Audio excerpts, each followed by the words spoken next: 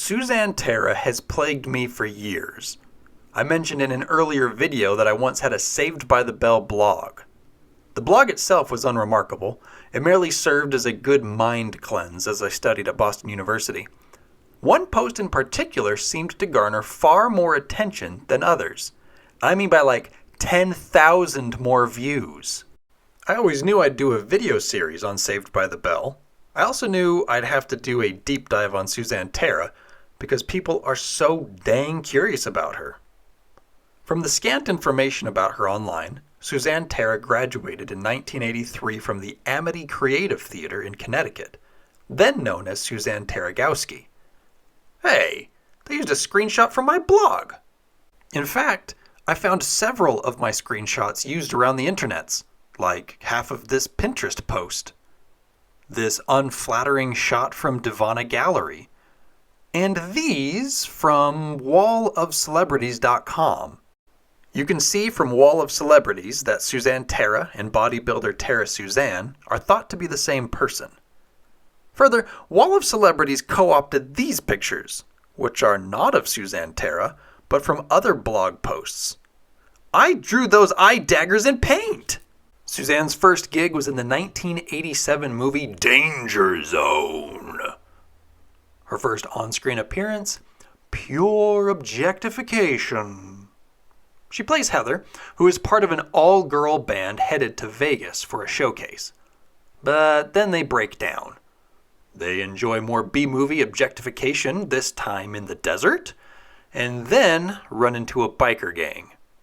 Things do not go well, as you can see from Heather getting squarely kicked. It's better than this, I guess. Don't worry, the girls are saved by tough guy Wade Olson. The girls make it to Vegas, and Wade Olson saunters into the sequels. Danger Zone 2, Reaper's Revenge. Danger Zone 3, Steel Horse War. And Danger Zone 4, Mad Girls, Bad Girls, which the internet also calls Death Riders, and Valley of the Cycle Sluts? Now, I thought I was done with this biker gang franchise, but apparently the back of Valley of the Cycle Sluts lists Suzanne Tara as a star. I killed a lot of brain cells, but I can confirm she does not star in that movie. She does, however, seem to have scenes in Death Riders, which appears to be an alternate name for Danger Zone 3 and not Danger Zone 4. The scenes are taken from the first Danger Zone movie. Are we getting confused yet? Of the original content, there's this. But these actresses are credited as Leslie Scott and Chris McEmmy. This looks an awful lot like Suzanne Tara. The movie does have an actress in it named Susan Tara, as well as a Susan Para? Okay, these movies are mixed up and stupid. We have got to move on. Dang it! If you haven't seen Deadly Prey, I've got to ask, do you even movies, bro?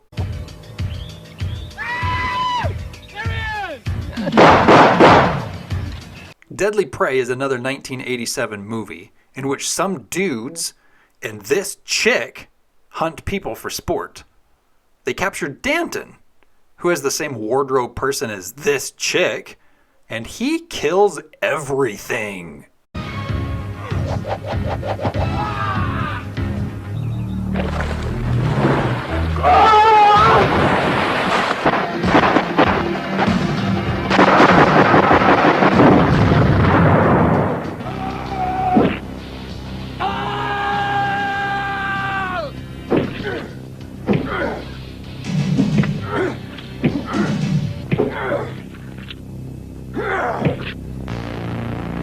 Suzanne Tara is Danton's wife, and she really only exists to look good, get raped, get captured, and get brutally murdered, for reasons. I guess having a fleshed out female character is secondary when you're working with this. A year or so later, in 1989, Suzanne landed the role of Stevie in Good Morning Miss Bliss. Heather Hopper, who played Nikki, recalled that Suzanne had been working in the NBC cafeteria.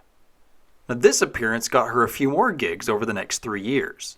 Later in 1989, Suzanne played Lisa Wax in an episode of Freddy's Nightmares. She gets duped into babysitting for a friend.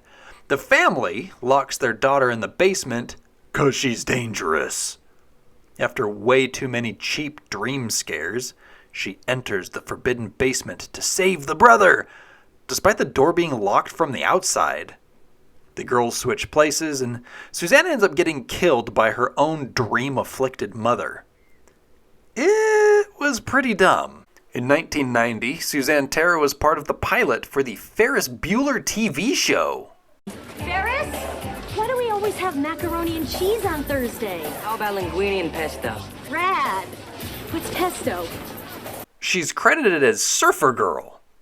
I guess she does say the word rad. Ugh. This show is bad. Internet rumor has it that year she was also cast as Remy Sinclair in General Hospital. I have zero way of corroborating this, and I have no idea how big the role was or if it expanded beyond one episode.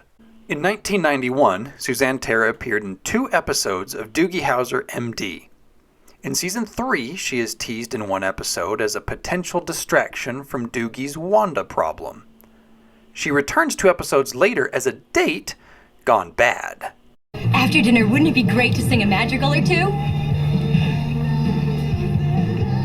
Madrigals? What's that? Oh, hey, nanny, nanny, nanny, no, nanny, nanny, get your game out, go play. Hey, nanny, nanny, nanny, nanny, nanny, nanny, get the show. Hard pass. It is unknown if Suzanne Tara worked in 1992 or 1993. In a 1994 episode of HBO's Dream On, the main character tries to date an older lady. Suzanne Tara plays his young rebound, and she has a hard time committing to an activity. Her best line... What do you do with all these books?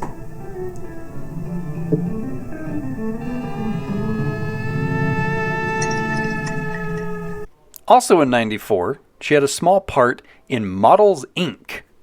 Her character's sole purpose was to get people into the pool house. That was it. This was a real show. Her final known appearance came in a 1995 episode of Beverly Hills 90210 across fellow Saved by the Bell alum Tiffany Amber Thiessen. What I like about this last appearance is that her character was propositioned by a professor before Tiffany Amber Thiessen's, just like Suzanne Tara was hot in Saved by the Bell before Tiffany Amber Thiessen was. Full circle, yo! And that's all we really know of the lovely young woman named Suzanne Tara. Some people have speculated that she is now going by the name Tara Suzanne and living life as a bodybuilder. I guess we'll never know unless she tells us. Didn't make sense not to live for fun. Your brain gets smart, but your head gets dumb. So much to do, so much to see, so much.